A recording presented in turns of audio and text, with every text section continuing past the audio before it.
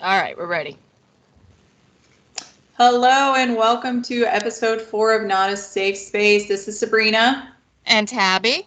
Hey girl, what's going on? Not much. How are you? Good, typical Monday. Yep, it is a Monday. It is a rough one, by the way. How's Which your is, Monday going? well, I will just be a true transparency here that this is our third recording, right? Yes. So, so that's how Technical our errors. right that's how our Monday is going. I was just in the middle of telling you before we realized we had messed something up that it's Lorelai's birthday, so we went and had lunch at her school and we brought cupcakes like we're supposed to, and one of the kids had peanut allergies. How are there peanuts and cupcakes? Well, there's not, but the products for Publix, it says that it was made in a facility that has peanuts and other things in it. And because of that, the kid has to stay, he had to sit at a separate table. And it broke mine and Ethan's heart. Like, Oh. it's the first time, I'll tell you, so I'm typically an asshole about this whole peanut allergy thing and food allergies because I've never experienced it before. But seeing this kid having to sit by himself, Ethan and I got up and we went and sat with him and introduced ourselves to him and we're talking to him. And I asked him, what kind of treats could I bring that he could eat for Right. the, because I go and I have lunch with her once a week because I felt terrible. Where Lorelai was like, "Oh no, he's used to it," but it's Well, so that's so mean. yeah. But I guess it's what the kids are used to, right? They just separate themselves and they don't think about it. But it broke my heart. So we went over. He was a really cool kid, very quiet. He's a Cub Scout, but it just broke my heart. Oh, the poor child. Well, it's those humbling experiences where, like I said, I've normally been an asshole about it and probably had some jokes about it. And until I saw a little kid who has to deal with it and doesn't get to enjoy the cupcake. And so then we're over there making fun of Lorelai, who's like licking her fingers as she's passing them out. And I was like, "See, you didn't want those cupcakes anyways." And he's going, Yeah. "Oh yeah, definitely not." No. So we were trying to get some humor about it, but and then just in general, people watching at an elementary school, oh, it's fun. What do you mean? Oh gosh, every kid is unique and different and quirky and weird, including my own. And it's just so funny to watch these little people interact with each other. Or this one little girl who brought her food and she had her tongue all the way in there trying to get to the very corner, which Oh, would totally be me, by the way. So it's just people watching in general is so much fun. by the way, for the listeners, I just got to watch Sabrina lick her iPhone. Oh yeah, I was trying to get my tongue into the corner of it. She was. And she did pretty well. I mean, her tongue got right up in there. That's right. Now I see why Nate is such a happy man. Very happy man. So I made a bet with him this weekend that if he could do the wobble. Do you know how to do that? The wobble. That dance like wobble baby, wobble baby, wobble. Oh, yeah, wobble baby. Yes, I know how to do that. So I don't know how to do it. No?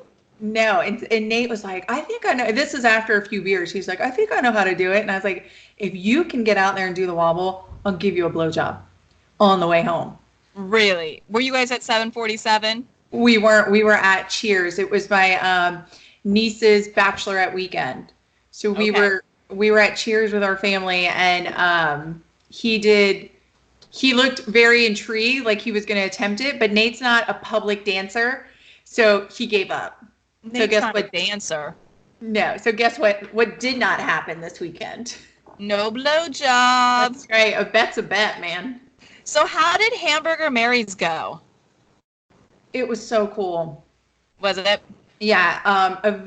The lady that runs Hamburger Mary and is the MC, she was fucking hilarious. Good.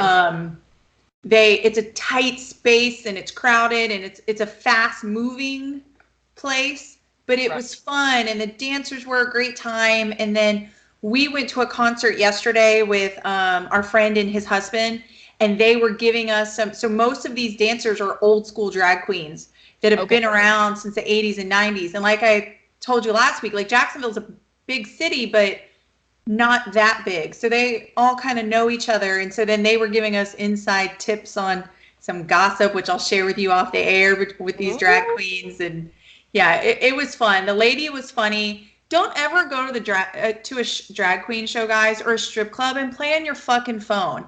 And I love this lady for calling people out. Get off your fucking phone. Mm-hmm. You're there to watch a performance. They're working for tips. Right. Get off of your phone. If you didn't want to be there, don't go. Yeah, and don't make reservations in the front row if you're not going to participate. Oh, wow. So this lady, she was spicy. She was a Latin beauty, and she called him out. It was a man? Oh, well, so they were all men before, but most of them... No, not the drag queens. The person who was up in front. No, they were girls, but there were some men there. There was a guy, Brad, who was celebrating his 50th birthday, who she kept calling daddy.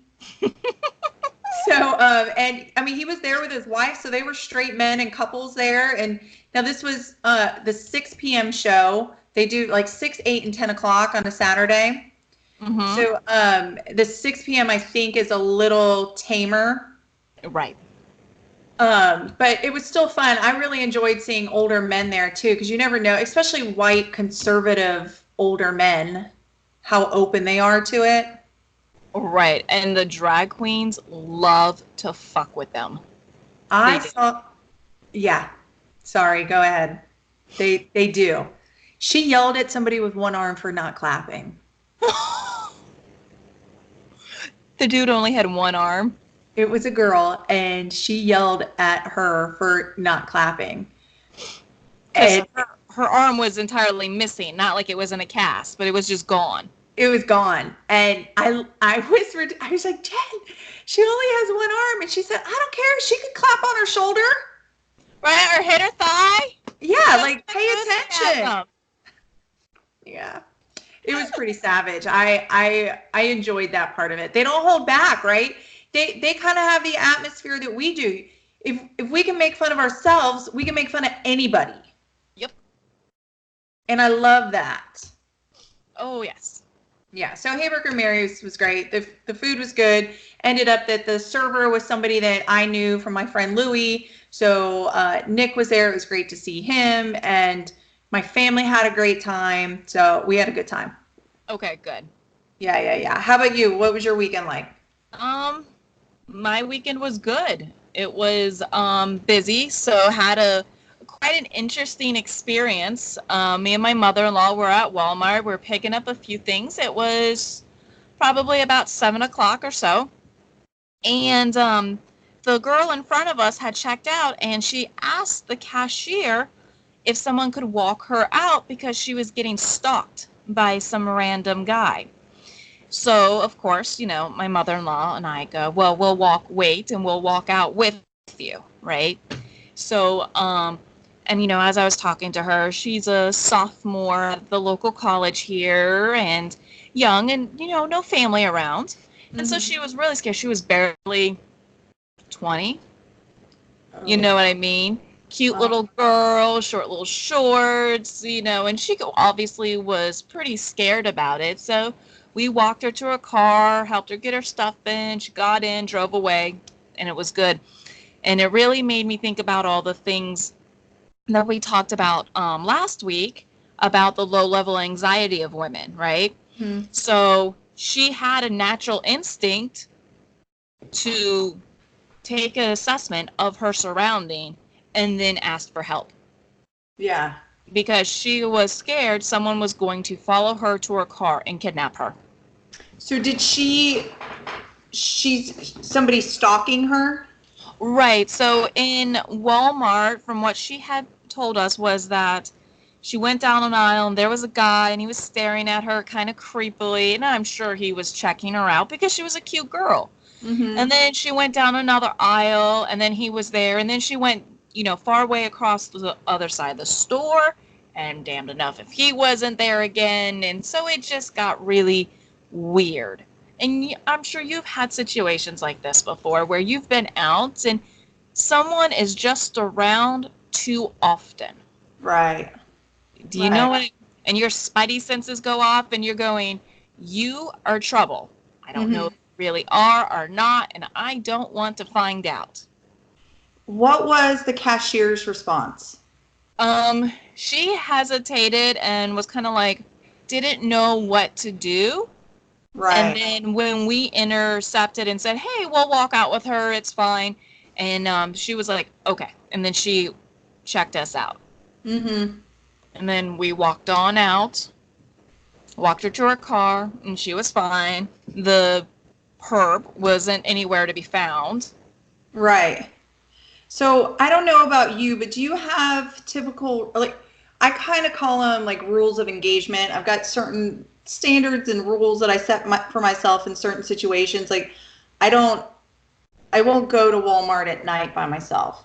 I'm not doing it. I'm a Right. female. I'm not going to be in the grocery store by myself, out in the parking lot by myself.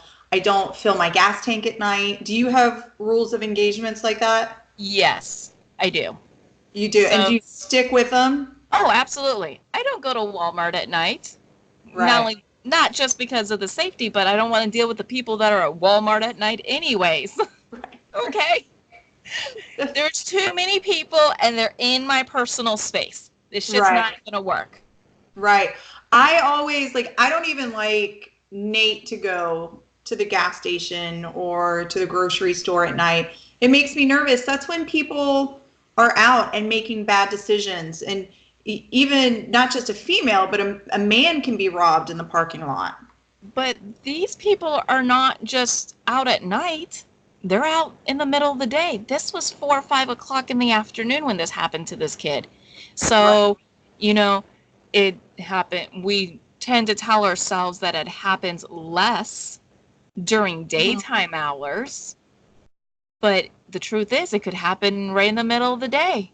Right, right. And the way that I try to avoid those things during the day. So I'm the shopper in our house, and typically I'm working from home if I'm not out of town. So I do most of the grocery shopping. Now I'm lazy that they have the Walmart pickup, Mm, but if I have to run to our local grocery store, I always make sure that in the cashier line, I'm pulling out my keys. And I don't care if I'm done checking out and I've stopped at the end of the register while mm-hmm. the other lady's waiting behind me. I don't move any further until I have my keys in my hand because I'm not going into the parking lot, not prepared to get into my car. And then as I walk up to my car, I'm always paying attention, scanning the parking lot. Thankfully, like our local grocery store isn't a huge one, and Mm-hmm. it's not very big. The only store there is the grocery store. So there's Okay. not a lot of foot traffic. But while I'm loading my car up, I'm always paying attention to who's walking up, beside me, by me. And I don't leave, like when I unlock my car, if I'm going into the trunk, I'm not leaving all the four doors unlocked. And Okay. then once I'm ready to get into my car, I unlock my car, I get in it, and I lock it Right. every single time. Yep, exactly. And that's what I tend to do. Luckily for me, my car does it mainly for me. My car key's in my pocket, and Hmm. I hit the button, it opens automatically, put the groceries in, make sure nobody's being a dick around me, close it up. But even though I've unlocked my back door, the four doors are still locked at that point until I unlock them. Right. And you really do have to go through those measures every single time you go to Yep. the store. Yes, you do. I had an experience one time at a gas station. I pulled in, was pumping my gas, and these guys came in. They weren't doing anything wrong. Nothing. They weren't doing a damn thing wrong, but I just did not feel comfortable. So I literally shifted my position. So I was pumping my gas in an awkward position, but I was staring at them, Oh, so you. dead on staring at them, just Mhm. so I could get a look at them and their license plate number, and just to make sure they knew I knew they were there and there would be no shenanigans. Right, right. And sometimes I wonder, I think I'm a little too friendly. Like I'm all where did I go yesterday or the day before? Everywhere I fucking went, I was smiling. I don't know why I was in such a good mood yesterday, but I kept smiling and saying hi to people. And then in my mind, I'm like, stop being so fucking friendly. Because people then think that you're approachable, right? And that they can come into your space and come talk to you. Right. There's And, this there's this podcast that I listen to called My Favorite Murder, and they talk about, obviously it's a comedy podcast about a shitty situation. The host Karen and Georgia share their favorite murder for the week, and then they talk about it and the victims, and they honor the victims. And one time it was a girl that was killed because she was being too polite. She knew that she was going into a bad situation, and she kept saying that. This was a survivor story, but she almost fucking died. Like they were trying to cut a baby out of her stomach or something crazy. And like you call it, like her spidey senses kept tingling, but you don't want to be rude. And so Karen's got this motto that's called "fuck politeness," mm-hmm. and as women, we really have to do that. I'm like, and kind of like you're the girl at Walmart. The guy it might have been just a coincidence, right?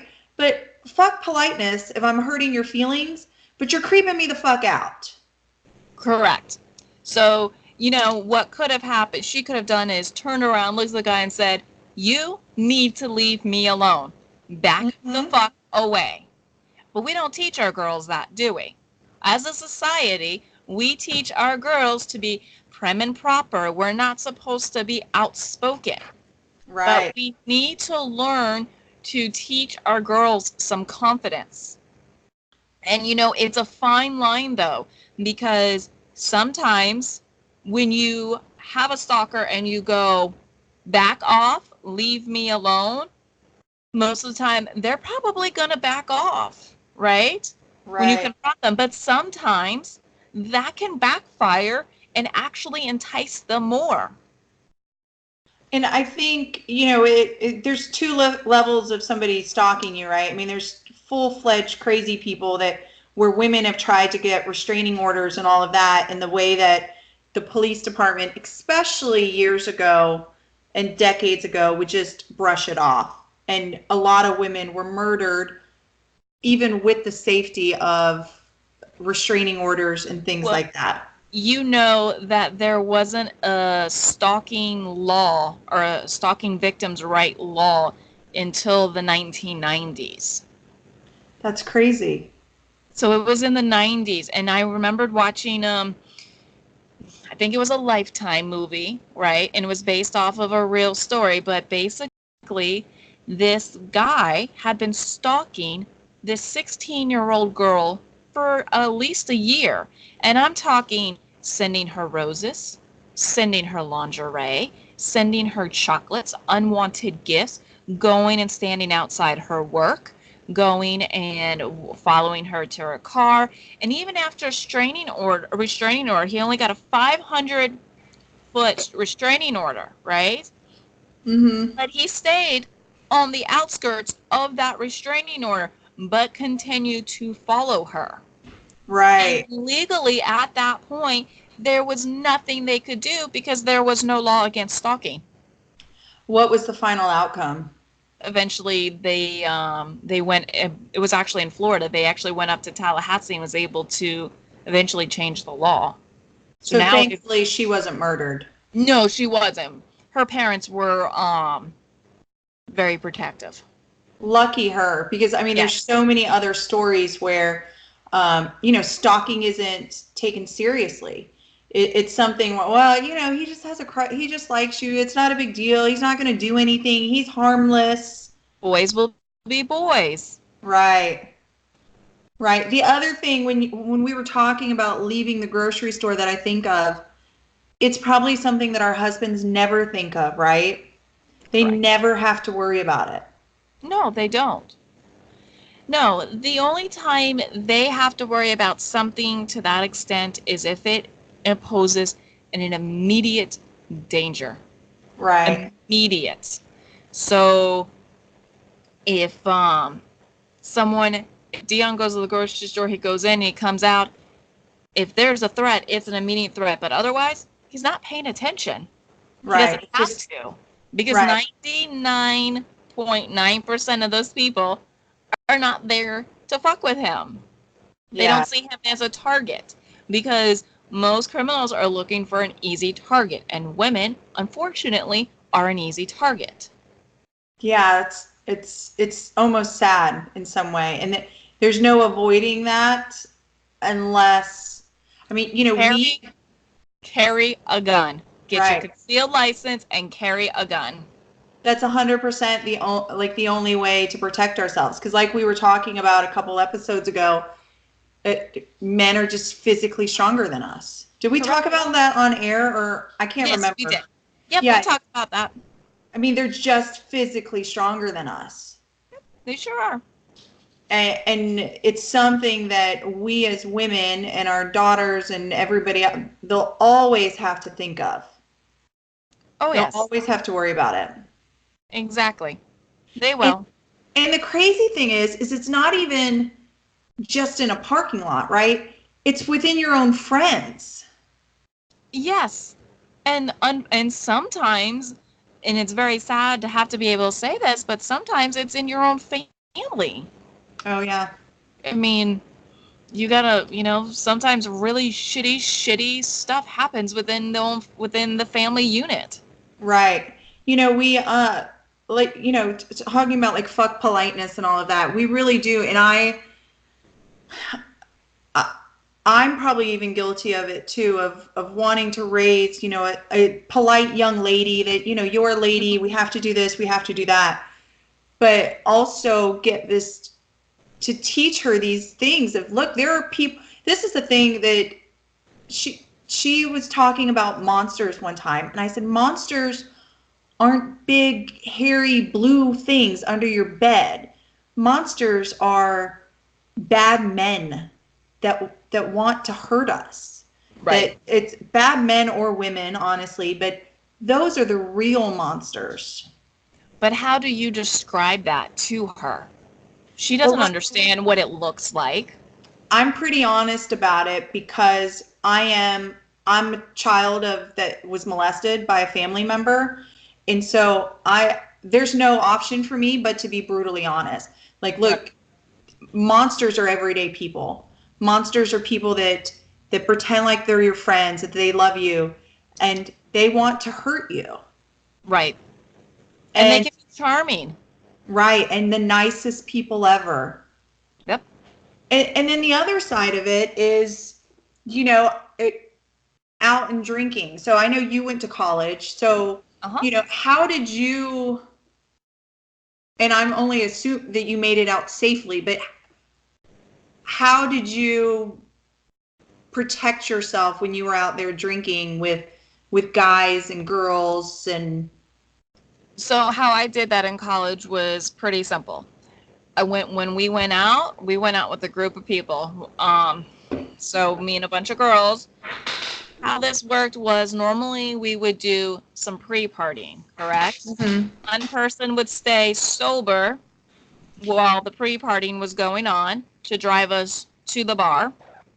Then Mhm. while at the bar, another person would then remain sober, would sober up at the bar while everybody else was partying, and then would drive us home. So we were always together in a group, at least 3 or 4 of us.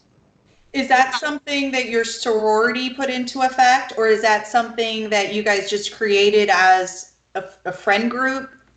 Well, and most of them were my sorority sisters, but it was a friend group thing that we ended up doing just because of the safety. So, also when I went to a bar, I would, and if I went by myself, I would normally was meeting someone there and I'd have them meet me outside Mhm. to make sure, and then we'd go in and then it would be fine. Right, so that you wouldn't be outside by yourself. Correct. Right, Right. which are all, by the way, episodes of Dateline. Like that, the stalking thing you mentioned, There was a girl that the police department failed to respond over and over and over and over and over again. She was murdered. There was a drunk girl leaving a bar. Her and her boyfriend got in a fight. She said, I'm leaving. He said, see you later. She went from outside the bar to hopping a ride with some guy, ended up murdered. Right. Instantly, just like that. But by deviating from what the normal plan was. Correct. There is safety in numbers. Yeah. There's no way around that. Even for men, there's safety in numbers. Right. So I did, talking about it, when you had mentioned the girl to me at Walmart the other day when we were texting, and we started thinking about, how women always have to be on guard. I was thinking about the fact that both you and I have both said that we prefer to hang out with guys, and we mostly had guy friends. So I found myself in this situation when I was 23, 24 years old, maybe 24. And back then I had mostly guy friends. I mean, a house that there were 3 or 4 guys that lived there, and there was only 1 or 2, myself and my other friend, that were the girls, and we hung out with these guys all the time. And they were my friends, right? I mean, they were my good friends. And we had gone out one night in a limo to celebrate somebody's birthday.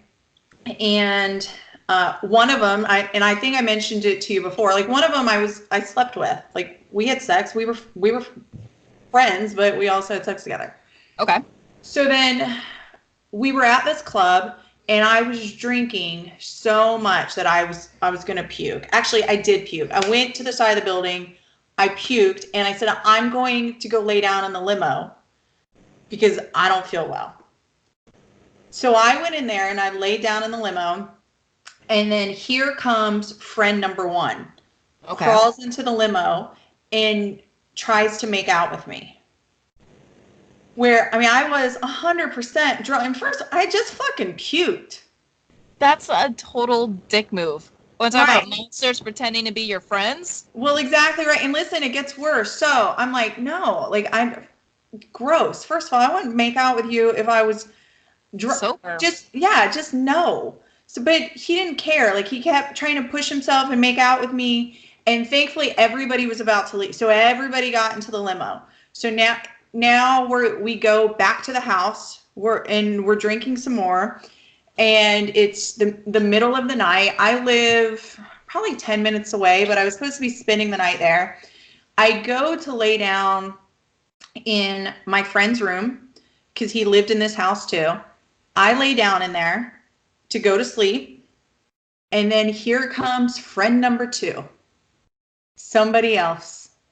Wow. Crawls into bed and slips his dick in me.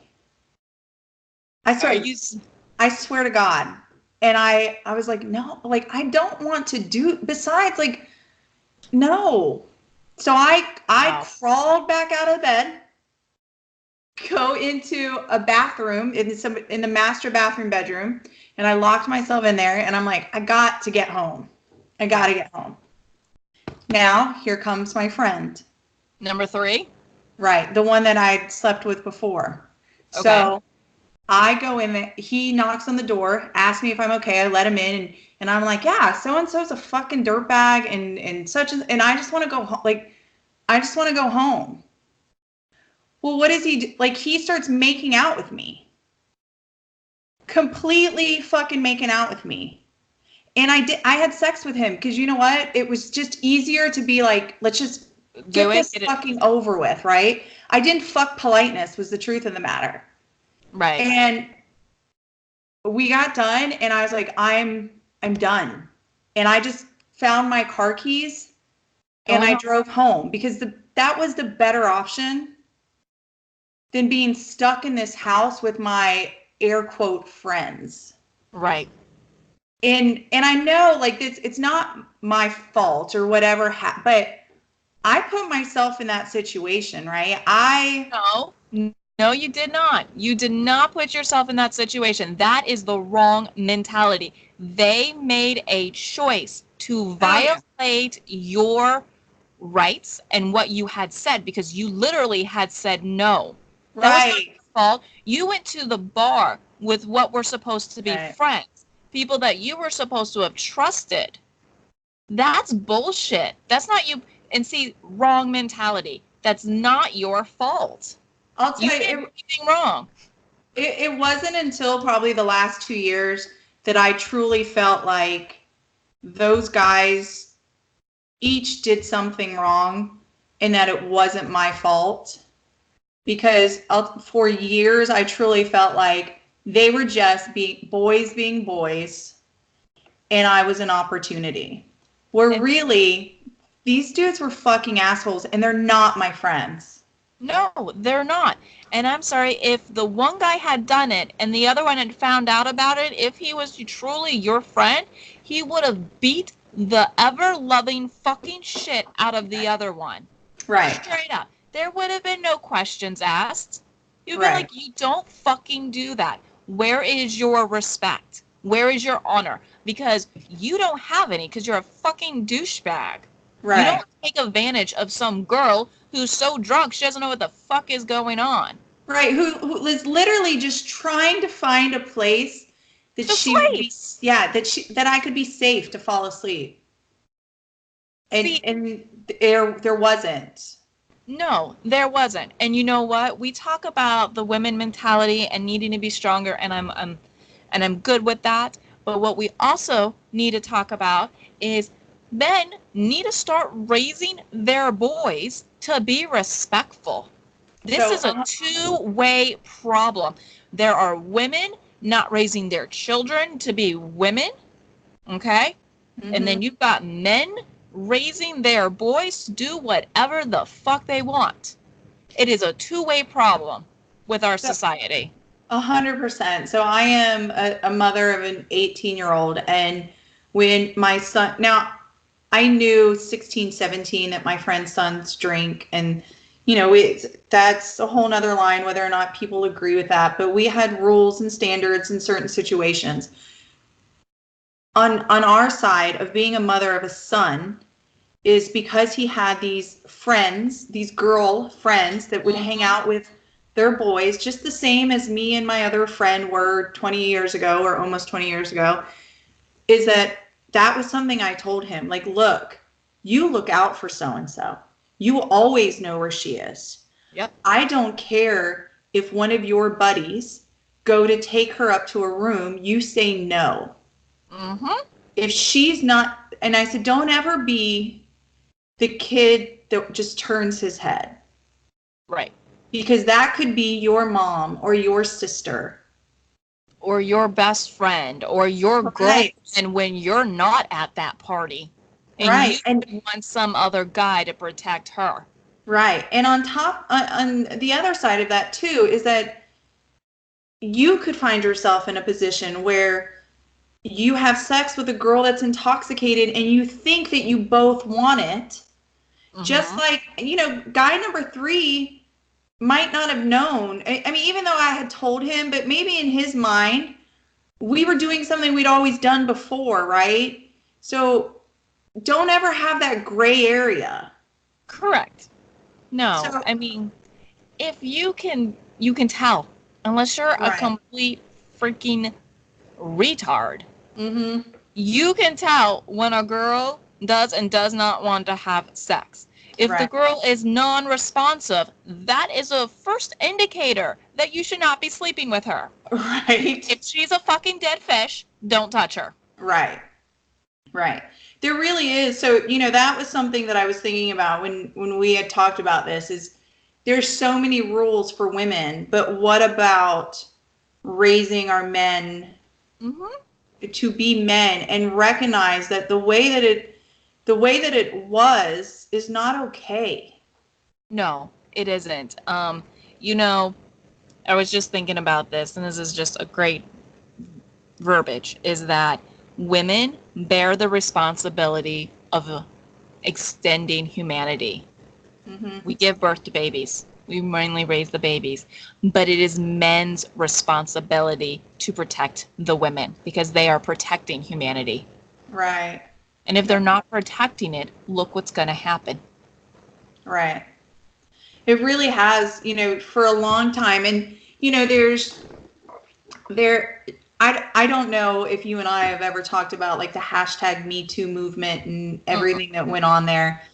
I think that if anything came from all of that is that for decades, women have just been a piece for a man. It's just something for a man. There were different standards for women and what men were allowed to do to us or with us that was just acceptable or legal. Right. And I do love now that it's okay for us to say it's not fucking okay. And I agree with you on that. I really do. Now, mind you, I have my own reasons. I don't agree with the Me Too movement because of I mean, look, right. Some of it's a little difficult, right? Because I am a guy's girl, and so then I get worried that my male colleagues won't want to treat me like an equal because now they're overly sensitive and they're scared and they truly have to do an audit of every person they slept with and see, okay, well, now is there just morning regret? Is there what? I mean, so there's I am on both sides of it. Right. I do like the conversations that are happening of it's just not okay. It's not, and I agree with that. But the becoming a man hater, right, hating all men, telling women that men are the enemy is not the answer because right, that's not the case. Because right, if we do not include men in this solution, there will never be a solution ever. Right. And I think there's a great podcast, The Brilliant Idiots, where Charlemagne and Andrew are kind of going back and forth on it because Andrew thinks it's bullshit and all this other stuff. And Charlemagne was accused in part of the hashtag Me Too, and some girl tried to take him down, and thankfully he was able to settle it, but he supports it because he also has 3 daughters now. And he does realize that he was a man whore, and he understands that there has to be consent all the way around. And if a woman is drinking and you guys are all, you have to make sure that she's signed on board. Correct. Absolutely. And being a man whore does not make you a bad man. Right. You go out and you sleep. And that's the same thing with women. You want to go out and you want to have multiple partners and you're consenting to all of it. That's great. Right. Right. And then, there's someone like me that even just saying it out loud, I can see where I make excuses for what happened. Mm-hmm. And I do take some of the responsibility, though. And that's because I've learned from it. I've learned what kind of situations I'm going to put myself into. Correct. I also know that there was somebody there that night that we weren't as good of friends to, and I wish that we were, because if I would have gone to him, he would have taken me home. And I know, and we've talked about it since then, mm-hmm, and he would have. And I trusted the wrong people, right? The people that I thought right were my friends, they weren't. Essentially, I was still just a fucking hole to them. Correct, because you were still a kid. Right. You don't really become an adult until you have life experiences. Right. You know? It's crazy. It's crazy. But like you said, so one of the best way a woman can protect herself, especially when we're talking about in situations of being out in public, is to carry. Absolutely. And I know that your family are pro guns and mm-hmm, we are too. We just don't have one. Well, no, guess what, motherfuckers? I do. So don't come to my house. Actually, I don't, but I'm getting one. I just don't need to be advertising to people I don't have one. I have them, and I'm going to shoot you with something. Sabrina, don't ever say that again. Do not ever. No, I'm being serious. Don't ever fucking say that again. Okay, educate me, because I know you went somewhere this week, and this is what I was trying to get to. Okay. Educate me on what you learned this week and how to keep my ass out of jail. Okay. So me and my family went to a seminar which teaches about guns and the laws in the state of Florida. And what the biggest thing is, if you're ever involved in a shooting, right? You are out at Walmart and you have Lorelei with you. And this man is approaching you and is now attacking you, and you shoot him. What do you do? What do you do? Well, I told you what I was going to do. I was going to call the police and cry and tell somebody Okay. I shot somebody. Right. So now you've called the police. What, or you call 911. What do you say to 911? So I would probably cry and tell them that I killed someone and I was protecting myself. I was so scared. I don't know what to do. Please send help. And that is the absolute wrong thing to say.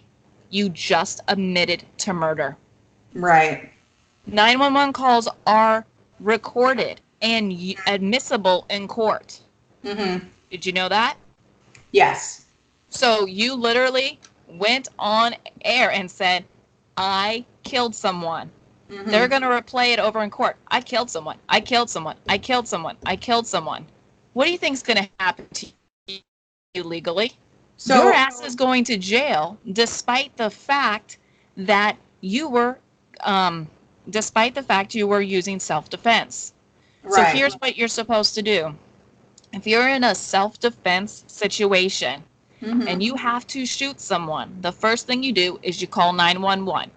And they can say, what's your emergency? And you go, there has been a shooting at this location, and you hang up. Do not stay on the phone with them, because anything and everything you say or that they hear in the background can be used against you. Mm-hmm. The second thing you do is you call your attorney. Mm-hmm. Right then and there. You call your attorney. Have your attorney's phone number in your phone. You dial it. You go, I was in a shooting. This is where I am. What that is. When the cops arrive, do you talk to the cops? Yeah. No. You say, thank you for your help. Here is I will not be speaking until I get a hold of my attorney. Thank you for your efforts. I would like to speak to my attorney. I will not be saying a single word to you until I talk to my attorney. You do not talk to the cops. The cops are not your friends. They're not. They're there to assess the situation. They don't know you from fucking Adam, right? And especially when there are situations where the fucking bad guy calls the cops. Right. So they don't know what happened. They don't know whether this person was actually attacking you or if this was a personal vendetta and you got pissed off and popped them in the middle of the Walmart parking lot. Right. Do you know what I clarify, just so when we're saying the cops are not our friend, I just want to make sure that nobody comes after Tabby for saying that, is that we both support the blue. Obviously, absolutely. We're talking about a very specific situation of self-defense and killing someone, and at that point needing to protect yourself against a system that's set up to then process you like a criminal. Correct. So just so we're covering our asses and making sure that we both realize that we both support our local police and everybody else. We're just talking about a very specific situation. So is this class mandatory for what is it called? Gun owners, gun carriers? No, what it's called is so when we got our license, we ended up signing up for, it's called U.S. Law Shield. And what it is, it's an attorney system. So if at any point me or my family is involved in a shooting, I have legal representation. And the other thing that it provides that I thought was pretty cool is that because gun laws, and correct me if I'm wrong, gun laws change from state to state. It's not a national.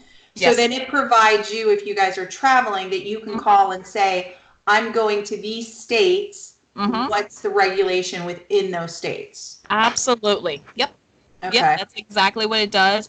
I tell them if I'm going this place, how I'm traveling, what the laws are, and they tell me exactly what I can and cannot do. per, those state laws. And actually, I get the answer from an attorney. Mm-hmm. So we always have an attorney available. I think that's great. And I think that I had the honor of shooting my first gun with your husband recently, and we shot a small handgun too. Because, by the way, I'm turning 40, so I have a bucket list item that I want to become licensed to hunt, and I'm going to shoot a deer this year. Because my family hunts, and I want to do it, and I want to eat it, and I'm in. So that's why Dion was kind enough to teach me a little bit and show me how to practice. And then he showed me how to use a handgun, which I've never done before.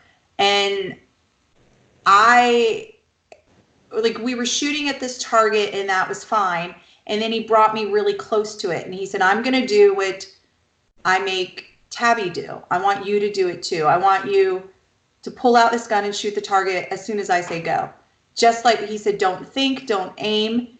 You put yourself in a situation where you're protecting yourself. Yep. Which is such a great exercise that he has you do, because if you go to a gun range, that's not real life. Exactly.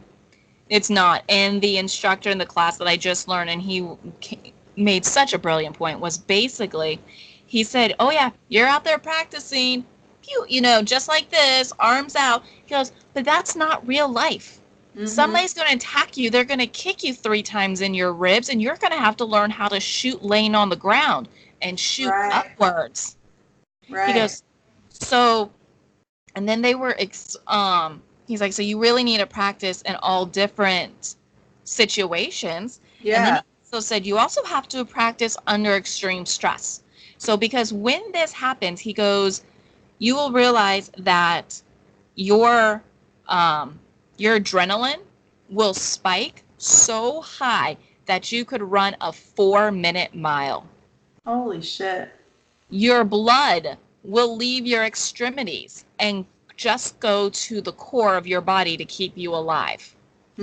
Your blood pressure will drop. You will lose your hearing. You will stop remembering what is going on. This is one of the biggest reasons why they say, do not talk to the police. Your version of the truth is not the truth. You don't know what the truth is. And it's not your job to tell them what the truth is. It is their job to figure out what the truth is. Now, explain that a little bit of your version of the truth, because that's something you had mentioned right before we started recording, is that they had talked about eyewitness testimony. And then you always hear everybody say, right, there's 2 sides to every story. Okay, so they put us through an exercise in this class, and it was really, really good.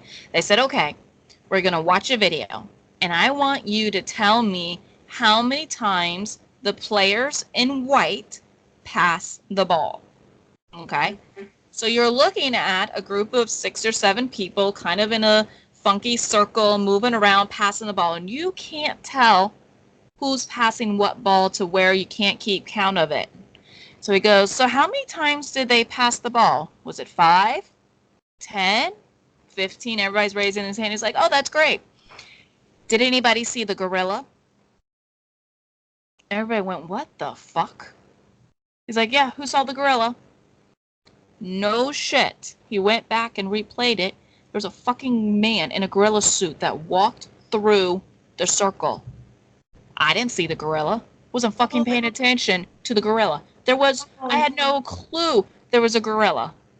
So, and he said, you're in an air conditioning room. You're sitting down. You're comfortable eating chips. And you didn't see the gorilla. What the fuck do you think you're going to remember when you're under such huge duress and stress? He's like, keep your fucking mouth shut. Holy crap. It was such an eye-opener. He's like, don't say a fucking word. And by the way, if they ever put you in a cop car, don't fucking say anything, because the cop cars are recorded. Yeah. And they will use that against you, even if they haven't read you your Miranda rights. Right, which sideline, if anybody is a Real Housewives fan, when Countess Luann got arrested, and then there's great videos of her in a cop car getting loose, and then she's rambling some racist shit and who she is. It's all via cop car video. Oh, yep. And so you better keep your mouth shut while you're sitting back there. And another thing that sometimes they do is they'll put a husband and a wife, because a wife and a husband can't testify against each other. Mm-hmm. But if you're in a car together and you're talking to each other and it gets recorded, you're fucked. Yeah. You're straight up fucked. Yeah. So do you feel a great sense of responsibility? Because, you and your husband and your mother-in-law have done such a great job of preparing yourself. You not only own guns and become licensed and then taking these extra classes, but do you feel pressure now, or a fear of it happening? Or do you feel like the education has strengthened you more than provided you with fear? I think it's a combination of the both. And so here's the reason why. Ignorance is bliss. It truly is bliss. So when we first got everything, we had the same mentality everybody is. Oh, I just got it. I'm going to take them out and I'm freaking awesome and I'm in the right and they're going to. And then, the attorney comes in and tells you the real deal. I mean, there was a case in Florida. The guy ended up protecting himself. He shot somebody. They died. They went through the process. The judge did not grant him immunity. And then what happened was I'm just trying to remember it all. They went through the trial. That court decided that he was not guilty, that they had enough self-defense evidence. The state attorneys appealed it. This man had spent over 1,000 days on house arrest, had to pay for the ankle monitoring, lost his job. The family had to pay over $60,000 in legal fees, all because the state attorney wanted to prove a case. They wanted to send a message that we're not going to take, but gun violence is not acceptable in our neck of the woods. So this man went through all this. It ended up taking 3 years for this man to clear himself. 3 fucking years. He was completely in the right, but 3 years. There is such a huge responsibility when it comes to this. And I don't say this to scare you, but it just opens your eyes. Right. And there's no legal recourse. I talked to the attorney afterwards. I said, wait a minute, there has got to be a legal recourse, because the state attorney is trying to make an example out of you. He's got no real reason to pursue this case any further. Mm-hmm. And there's no legal recourse because you can't say that he's appealing it out of malicious intent. Right. There's been, so Florida is a stand your ground state, right? So, yep. I mean, legally, you're supposed to be able to protect yourself in this state. Correct. Depending on the situation. So, stand your ground only works if you've got no other recourse. So, you can only use deadly force if you are feeling that there is bodily harm. Do you know what I mean? Yeah. So you can respond with deadly force to deadly force. Mm-hmm. So an example was that they said stand your ground doesn't cover is these 2 guys were racing. The one guy lost. He ended up wrecking his car. He was a smaller guy. The other guy got out of the car. He was really big. So the little guy got scared for his life, shot and killed the other man. He went to jail for 25 years. Do you want to know why? Why? It wasn't self-defense. His car was still running. He could have turned on the car and drove away. Right. There was another option. Right. Wasn't in his house. Yeah, there was a huge case here in Jacksonville about a guy at a gas station with the stand your ground case, and I can't remember if he was found guilty or not. In my opinion, I felt like he had other options. Right. But I can't remember because I think the same thing, like he had a car, he could have left. Right. So, and by the way, stand your ground doesn't work if you're committing an illegal activity at the time of the shooting. Right. Oh, yeah. Well, normally those people then, the great thing about Florida is that, if you're committing a robbery, even if you're driving the car and the person inside is robbing someplace and shoot someone, the driver's getting charged too for murder, which is wonderful. Yep. Or if the homeowner shoots the person inside the house, the driver's getting charged with that murder, which is wonderful. Yep. I love that. There was a case here in Jacksonville where that happened. The lady had told somebody to go to somebody's house to rob them. Well, guess what? Mama and Papa inside the house both had guns. So when that person came in, they shot them up. Yeah. And the person who told them to go and rob them, she got charged with the murder. Which is good. Yeah, 100%. So, I mean, I think that's really great. I think, another, and I don't know the quote exactly, but it's something like, with great something comes great responsibility. With, I know great risk comes great, great risk comes great reward, but that's not what you're. No, it's something, it might even be a Star Trek quote, Star Trek or Star Wars quote. I don't know, I'm fucking it up. But that's kind of what it reminds me of, is like, with this power also comes. With power comes great responsibility. Right, yeah. Which, I think, that's the great thing with what you and your family are doing, is that it's more than just having this weapon and this means to protect yourself, but it's doing the due diligence to find out, well, what if I'm put in this situation and what happens? Exactly. And, this is the one thing I do like about this. So when we went to go, when we did our testing and our training, they were there. U.S. Law Shield was there and explained to us the reason why you need this, and they offer all these other courses, and it was only $5. Right. $5 to go in and spend. So we spent $5. The thing was normally 2 hours. The attorney, who would actually be our attorney, was there, and they're like, we'll stay here as long as you want. And we will talk to you about it and give you all kinds of information, ask all kinds of questions, any kind of scenario you want. And they do it for $5.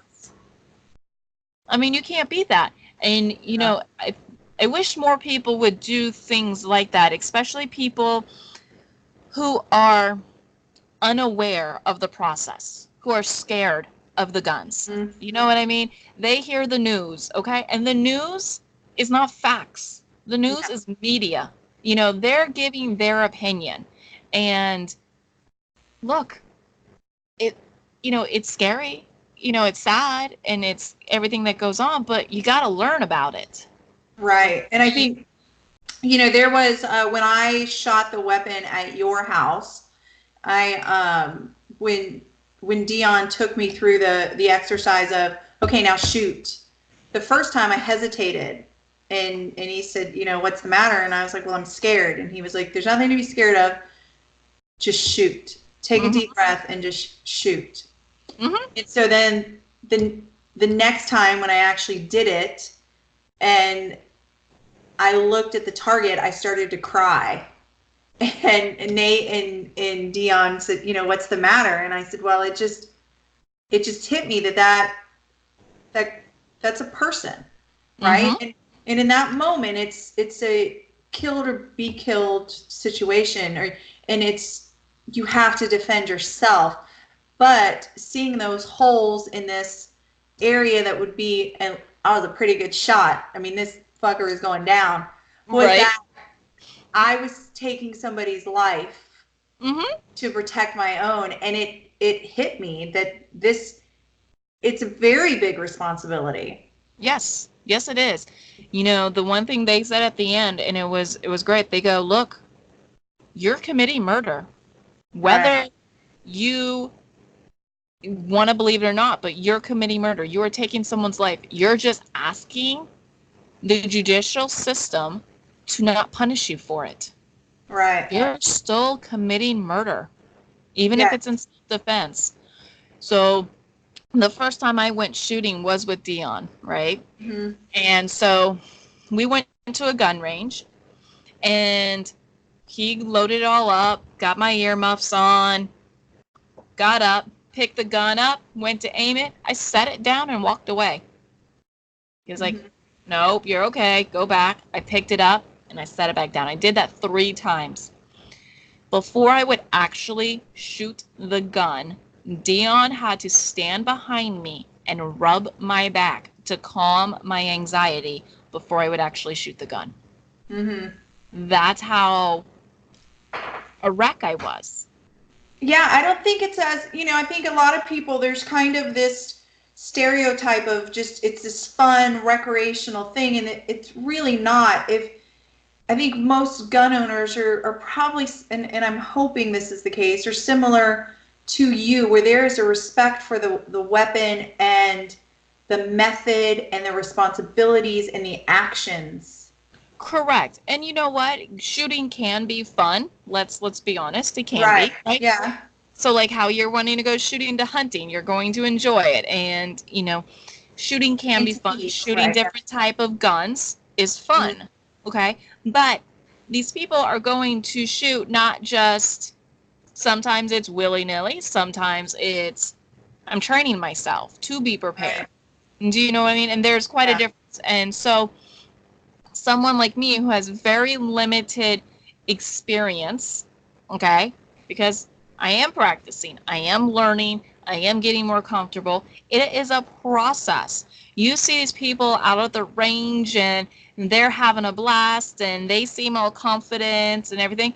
They started out right where I was, scared, Hmm. didn't want to pull the trigger.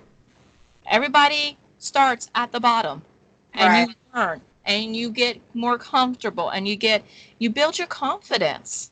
Right. So, So, no, go but ahead.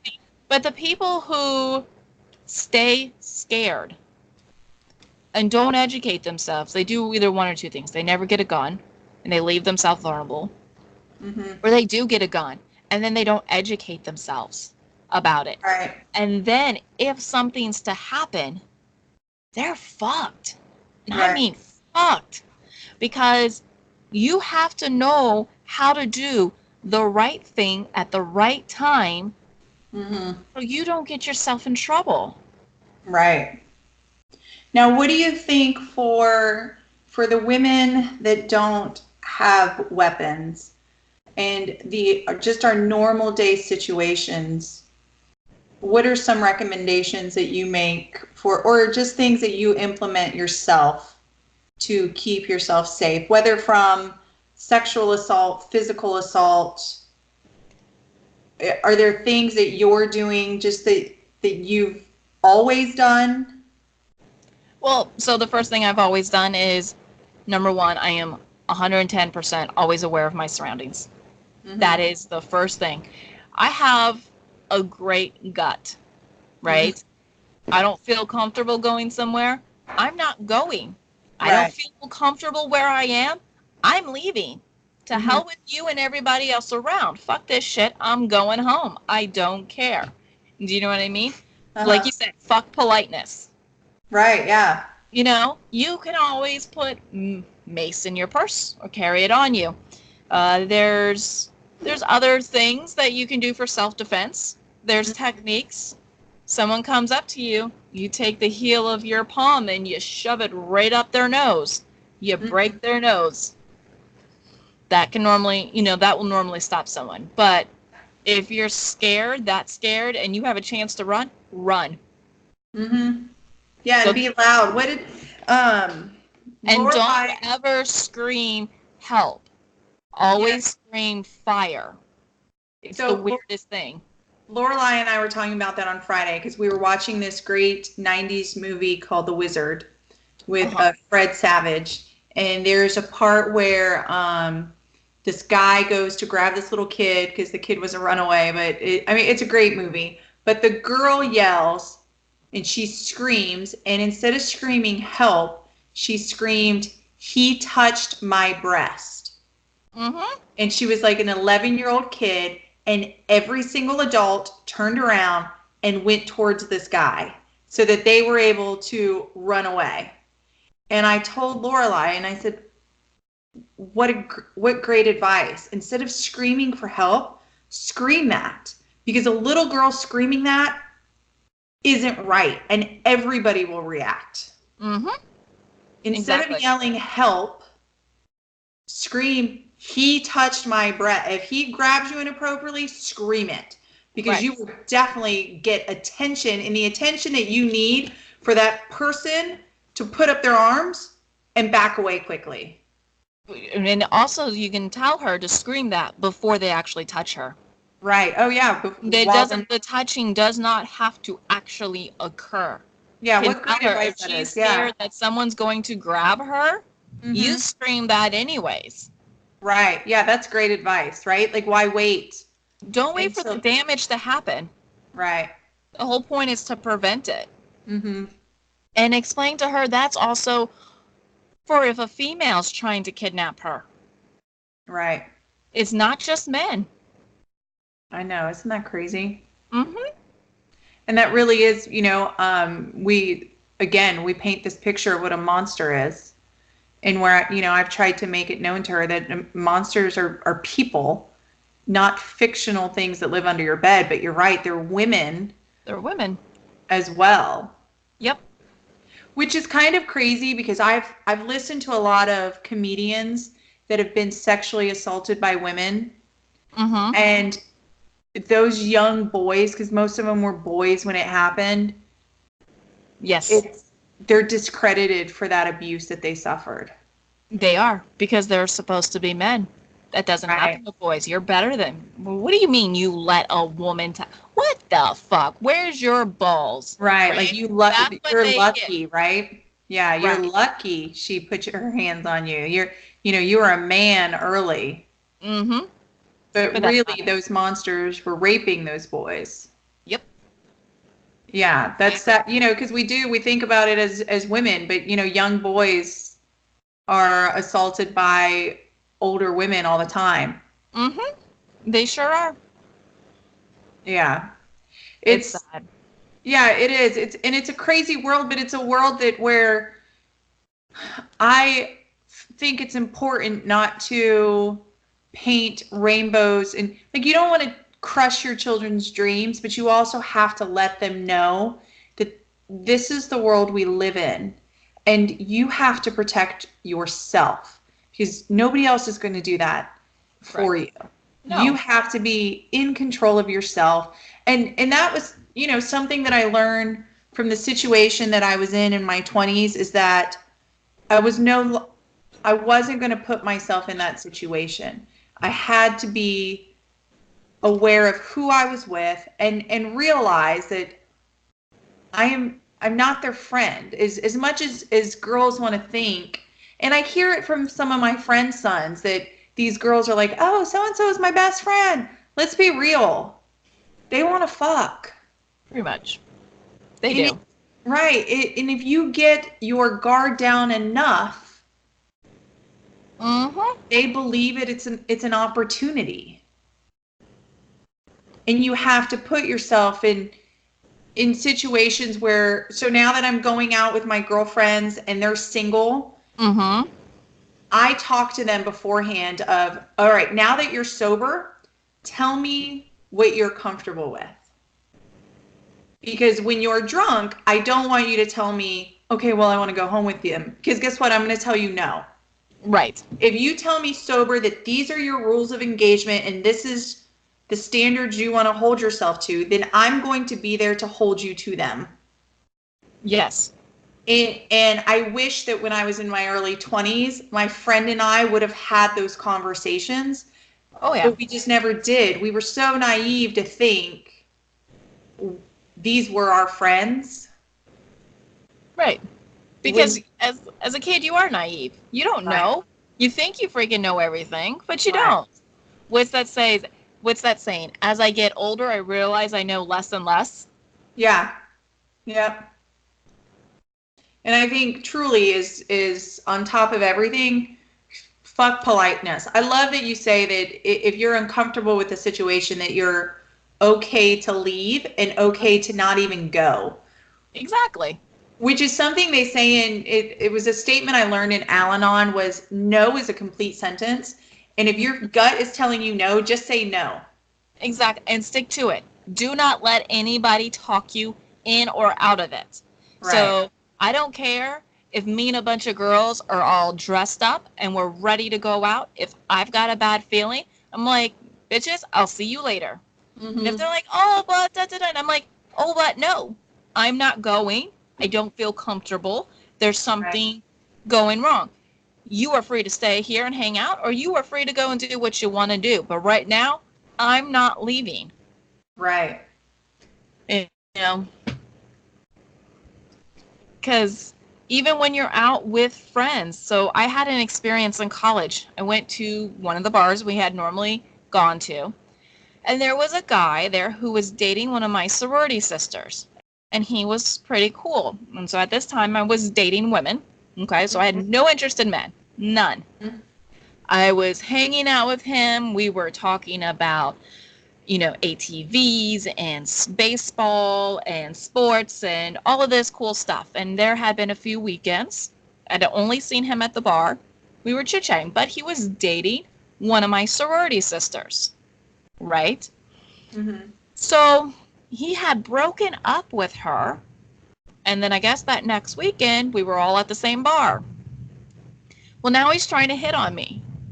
And I'm like, dude, first of all, I told you I don't suck dick. I don't eat dick. Not happening. I'm totally on the twat train right now. You know what I Right. mean? Totally over here. Not even close to you. Told you that up front. But you fucking dated my sorority sister. What the fuck is wrong with you? Do you Right. think I'm really going to go fuck you after you've been with her? I'm like, whose Right. side do you think I'm going to take? So you would have thought that by confronting him and telling him straight up, fucking politeness, he would have just left, right?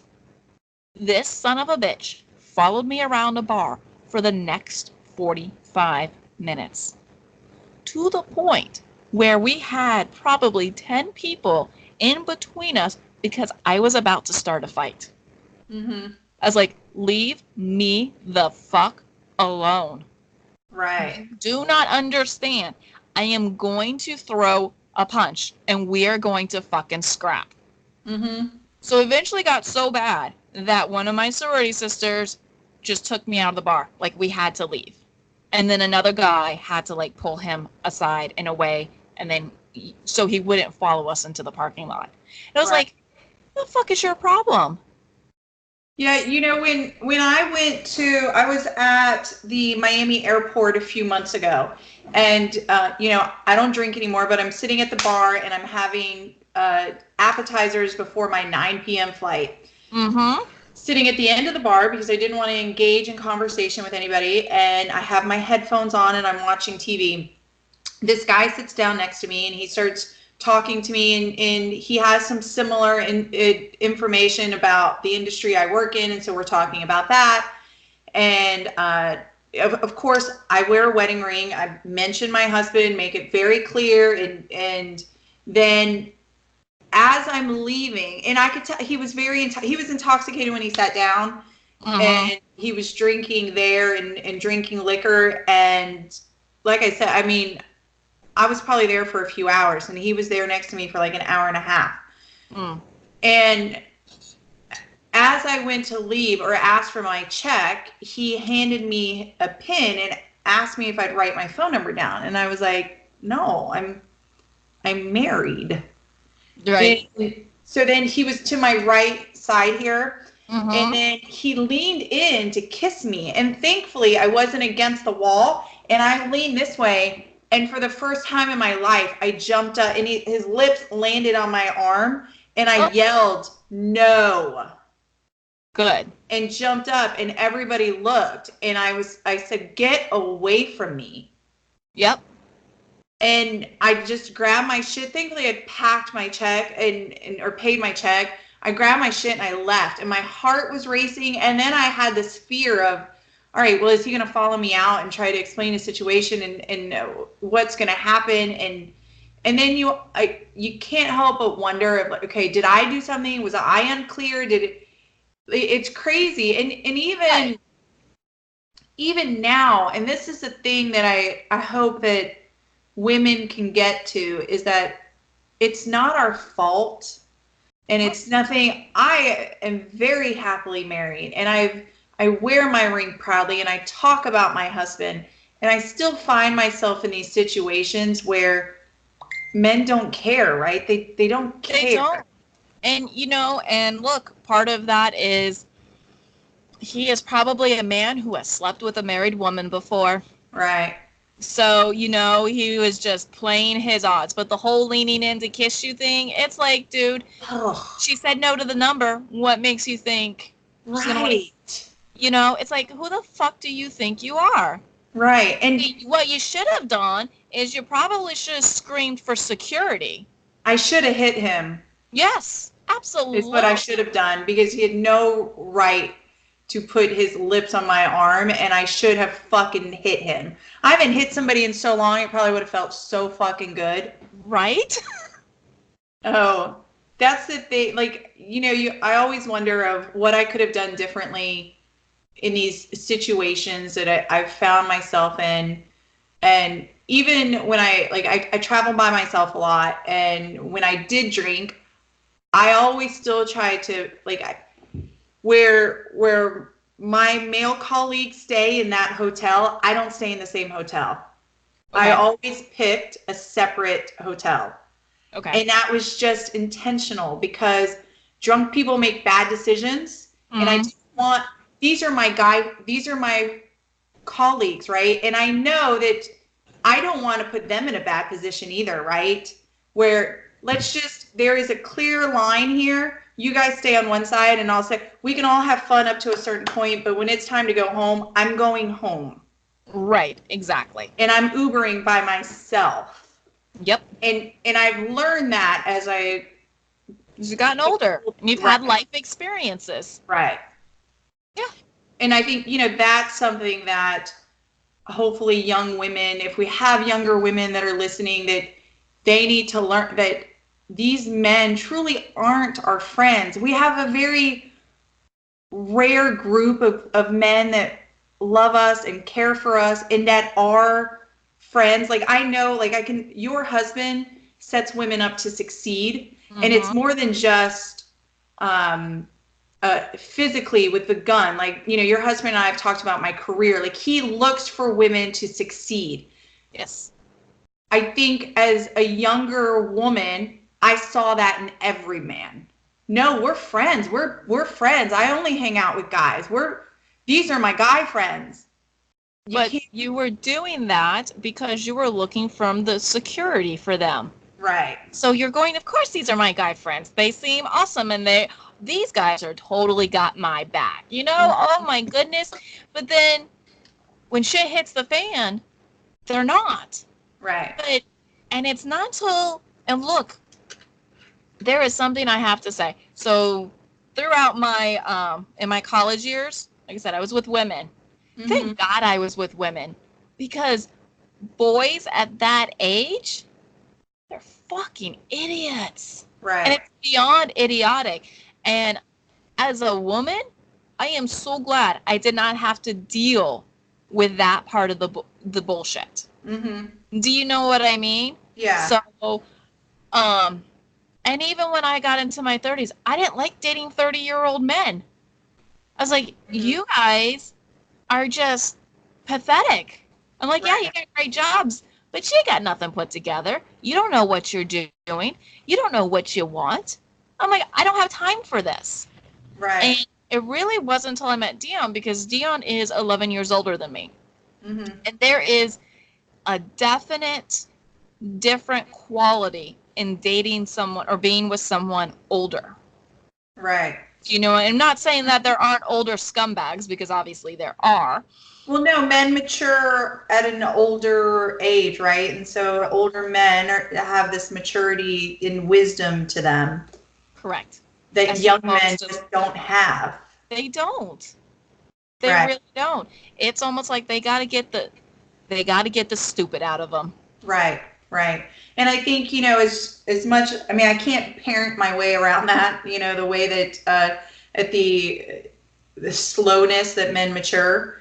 But, Mhm. as a mom of a son, and I know, you guys have a son as well, that we really just have to.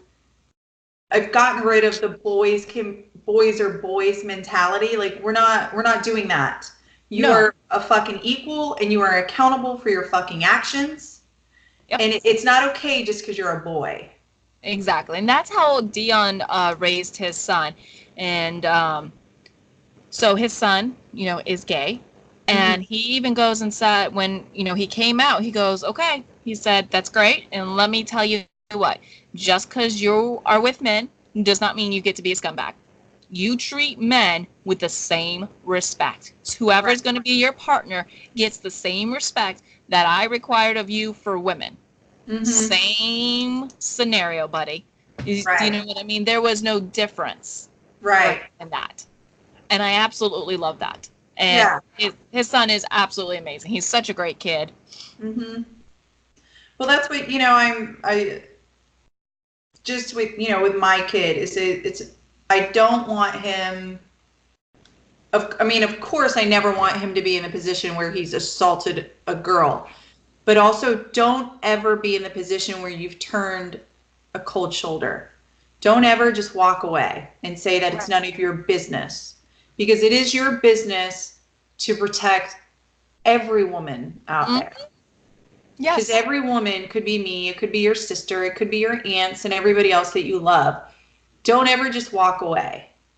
And I think Ethan is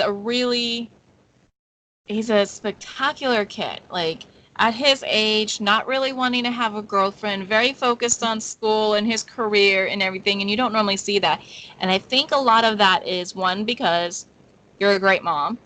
You tell it like it is, right? But he also has a baby sister, Right. right?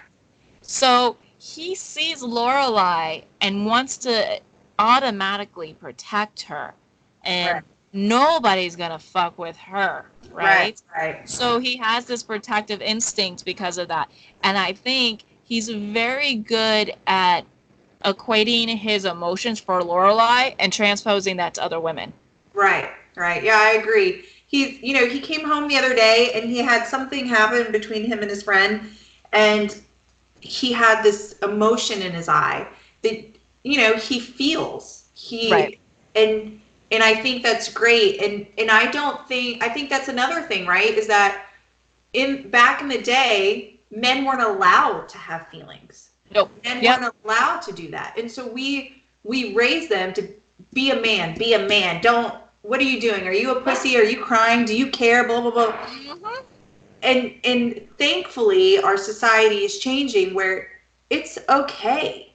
I remember when I first came in, when my son was younger, I can remember this person telling me that he was going to be a pussy because he had feelings and he cared, and I was like, fuck you. I'd Mm-hmm. rather my son have fucking feelings than be a dickhead like you are. Yep. Exactly. And That's it made me so mad that, oh well, he and that was another thing, is the argument happened because this other father's kid kept whacking him in the dingling or kept doing something, and my kid came up to me and he was like, mama, so and so keeps doing this, and he had already complained to the parents, he had already complained to somebody else, then he came to me, and all of this was happening in front of each other. The parents didn't get their ass out of their seats to go argue or to go discipline their child and talk to them about good touching and bad touching. I don't care if you're 6 years old or not. Don't fucking touch his penis. correct. So then when he finally came to me, I said, listen, you tell him not to do it. If he does it again, you hit him. Yes. Absolutely. Then dad jumped up. Your kid's not going to fucking hit my kid. I said, yes, he is. If you can't get out there and do something, and I got in his face because my dad didn't raise me to be no fucking pussy. If your kid's going to hit my kid or touch him inappropriately, it's on. He's already asked him not to do it. He's already asked you to tell him not to do it. At this point, he's going to defend himself. Yes, because you know why? That's called fucking sexual harassment. It I don't is. care if you're 6 or not. He's Right. touching you inappropriately. We would scream bloody fucking Mary if it was an adult. Right. You tell this kid not to do something, he doesn't do it. So basically, this asshole of a father is teaching his kid to be a fucking pedophile. Right. That's basically what he's doing. Right, or that there's no boundaries, right? Because what if my kid was a girl? Because then it would have been a big deal, right? Like, oh, he's touched. There's no difference. Men molest boys all the time, and I'm never going to tell my kid it's not okay. If somebody is, and I don't care if it's a family member, if it's this, if they're playing, it always starts off as playing, right? Doesn't it? Yes, we're going to play doctor. Right. So no, it's not okay. And it's okay for young men and boys to have emotions and to have feelings. Right. Yes, absolutely. And they're allowed to say no. Right. Men are allowed to say no to sex. Right. That is okay. Even if it's to a woman. I know. Most of them don't, though, do they? No. No, Nate and Ethan and I. Not until they're older and they're too tired. Right. But most of them don't say, and even then, they're like, all right, I'll push through for you. Right. There's a great episode of Law and Order from probably 10 years ago that focuses on a man being raped by a woman and the media backlash of, well, that's impossible. And I remember this episode. Yeah, it's a great fucking episode because you never truly hear about it, right? I mean, you never hear about men, because a man can't say that. A man can't say, well, I didn't want to do it, because then their men friends are going to be like, are you fucking kidding? These were, it was a hot looking blonde too. And he didn't want to do it. Right. I remember the episode, and I remember me and my mom were talking about it, and she goes, well, that's just not possible, because if he wants it, I was like, hey, because she was saying if he didn't want it, his dick wouldn't get hard. And I went, really? I said, wait. I said, even though right before a woman gets raped, she still gets wet. Her body is preparing herself for an outcome. Hey, guess what? His body was preparing himself for an outcome. Right. I mean, there's rape victims that struggle with the fact that they orgasmed during the rape when it's just science. So then, they have this mental confusion. Right, with this physical reaction that just happened. Yep. Man. Yeah. Yeah, that's a great episode. It was. It was a good episode. But again, I think I'm happy with where the world is going. I don't think we've gotten there yet. I think what happens is something happens like Me Too, and people want to pull it far in one direction. Right. Where there's this balance between right and wrong, where before we were all the way on one side where there are no limits, we can do what we want, boys will be boys, girls got to be polite, girls have to do this, and then there's this far other side where every man is a monster. Right. And so, we all have to be doing our jobs. Mothers of young men, mothers and fathers of children. Men have to set good examples for their sons. Yes, they do. And treat the women in their lives with respect. And women have to set good examples as well. Right. Well, see, so that's something that I told my son's friend the other day, is she had said something about some of her guy friends talking badly to her. And I said, don't you dare allow that. I said, don't engage with stupid boys to begin with, but you look at them and say, do not speak to me like that, and leave it at that. Because boys are dumb, and they're going to try to make fun of you, and You set your fucking boundaries very clear. Yep. There's a way that I'm going to allow you to talk to me. There's a way that I'm going to allow you to treat me. And this isn't one of them. Exactly. Oh, yeah. Well, wow. We really got into it, didn't we? Yes, we did. I like it. I know. I think it's a great conversation, and I hope that it's conversations that people will have with their kids and with their spouses. Like, I was talking about it with my husband the other day. Like, have you ever found yourself in this situation? Are there situations that you look back on when you're like, oh God? And thankfully he's been able to say no. But I know, like, the first time we slept together, we were both really drunk. Really? Yeah, and I was like, I can, the next day, what if somebody said, well, I didn't want to do that. Yep. Sometimes it really has made men have to audit what they're doing. Yeah, what they've done, and then make better decisions going forward, right? Because now they know their past can definitely come back to haunt them. Yep. But going forward, you better be careful. Exactly. And sometimes men, even if the woman wants to have sex and she's completely inebriated and she's like, I want to sleep with you. I fucking want to sleep with you. It's okay. I want to sleep with you. He still has the right to say, no. Yeah. I will see you tomorrow. Oh my God. Sober. There's I mean, just make it so for me personally, I think I've slept with one person drunk ever in my life. Uh-huh. And I even stopped that halfway through. Yeah. Like, I don't sleep with people drunk. I don't like the way where my brain is. Do you know what I mean? Yeah. So, like, when I get drunk and it's time to go home, it's because it's time to go home and go to sleep. Everything else, no. Mm-hmm. There's the co-host of Brilliant Idiots' name is Andrew Schultz, and he's a comedian, that lives by the rules of there's nothing you can make fun of. So he has a great bit on the Me Too movement. Okay. He's making fun of consent. And so he asked this married couple that's out in the audience how long they've been married, and they've been married for 10 years. And he asked the husband if he had her consent the first time he slept together. And he said yes. And then he said, let me ask you a question, ma'am. In the last 5 years, how many times did you ask his permission before you sucked his dick? And the lady just stood there and looked at him. And everybody started laughing because the truth is, I've never slept with a guy and asked their permission first. No. I just assumed they were down. But they never said no either.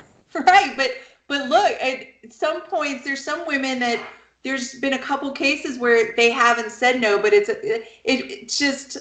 a funny thing of women typically don't ask men for their consent at all.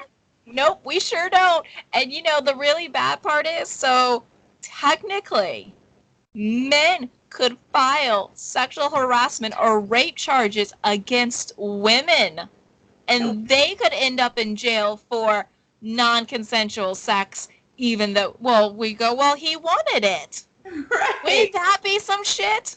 Right. Well, that's, and then what did they say? They made a joke about Charlie Sheen, that Charlie Sheen beat the Me Too movement because Charlie Sheen announced that he had AIDS. So they were like, there was because Charlie Sheen has AIDS, and he announced it right before all these big Hollywood producers and everybody got in trouble, and actors. So they were making a joke on the Joe Rogan podcast that Charlie Sheen had beat the Me Too movement by saying, I have AIDS. So then all the women that were lined up, they're like, ooh, no, we're not admitting that we slept with. No, we can't touch that one. We got to find another guy to blame. Right. So they were like, he's actually a fucking genius. He's a genius. He fucking, he AIDS Other or than HIV. the fact that he has AIDS, I mean, that's not quite a genius thing right there. No, but it's fucking funny where I was like, oh God, that's so true, right? Because you know Charlie Sheen, who's fucked prostitutes and all kinds of people and is into some weird shit, probably crossed the line at some point. But nobody's going to admit to that now. Oh, definitely not. Right, because they're going to have to answer to all their part. It was kind of Well, funny. not only that, but they would have to prove it. Oh, So yeah. unless they don't have it. Right. Right. Yeah. So, that's kind of what Not a Safe Space is about, is that, I can find the humor in some of this as well. It's a very serious and heavy topic that we've talked about today, Yep. but there's some humor in it. And from the male side of really, we've never asked their permission. No, we really haven't. Ever. That's so hypocritical of us, isn't it? It is. My husband and I'll have to explain this one day, but we have this poker chip system, which I'll explain on another podcast. But okay, the poker chip exchange basically means, within the next 5 minutes, we're getting it on. And whoever is in control of the poker chip is the one demanding, like, it's time. It's time. I want it. We're doing this, right? We're definitely going to have to talk about this another time because I have a lot of interesting questions. All right. You got some crazy shit going on in the bedroom. I know. So I'm going to write that down that we're going to talk about it. But the other day I'm so annoyed with him. And he was just being an idiot and he wouldn't shut up and he was arguing with me and we were in bed. And I said, You know what? I went and grabbed the poker chip and I handed it to him. And I turned on my timer and I was like, you got 5 minutes. Because I knew if we would just have sex, he'd be done and it'd be over with. Right. He came over to me and he tried to talk to me. And I was like, there's no talking. This poker chip is 5 minutes until sex, not we need to talk this out. You're done talking.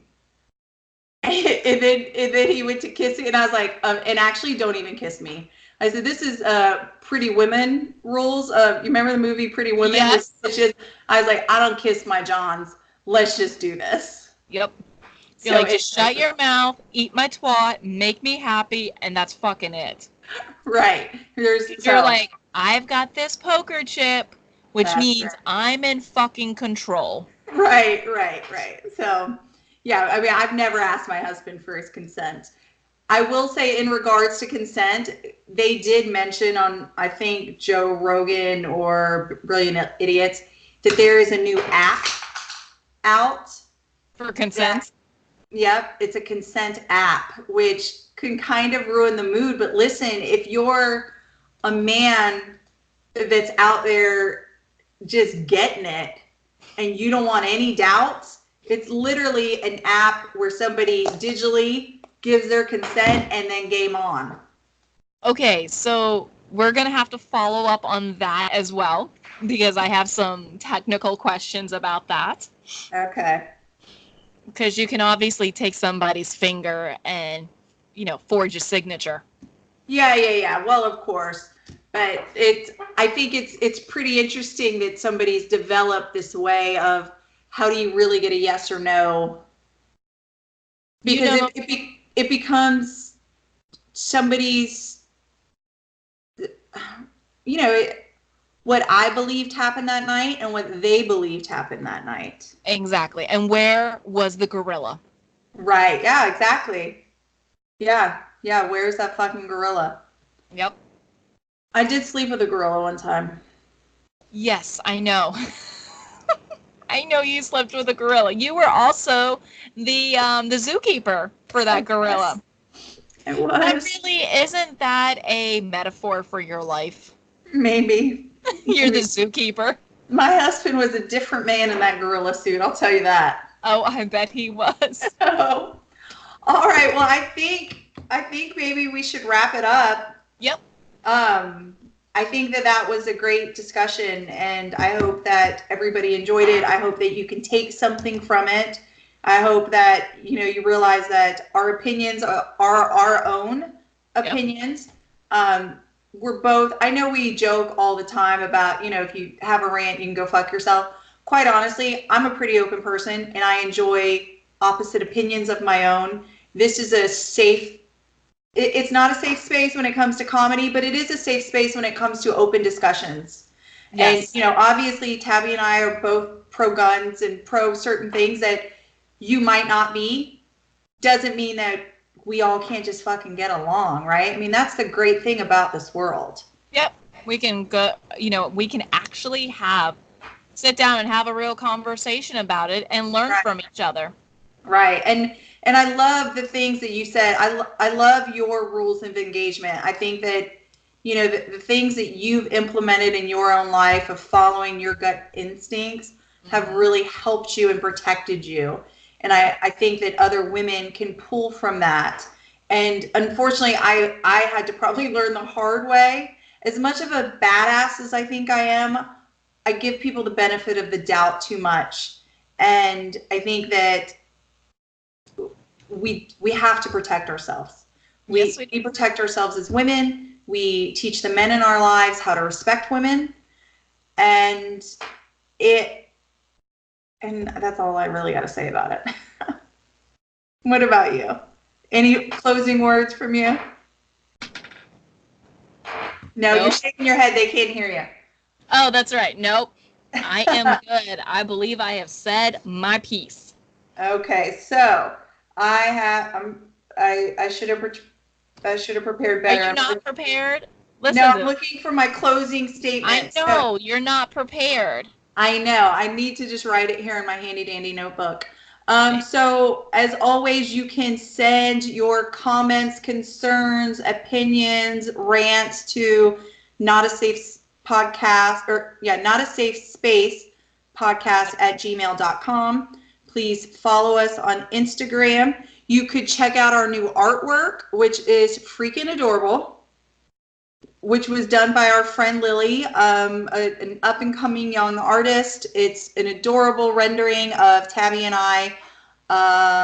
We also have some great new things coming with some Patreon things, some new music, some other things. So bear with us as we continue to grow. Yep. And have a great day until next time. Have a great night. Bye. Bye.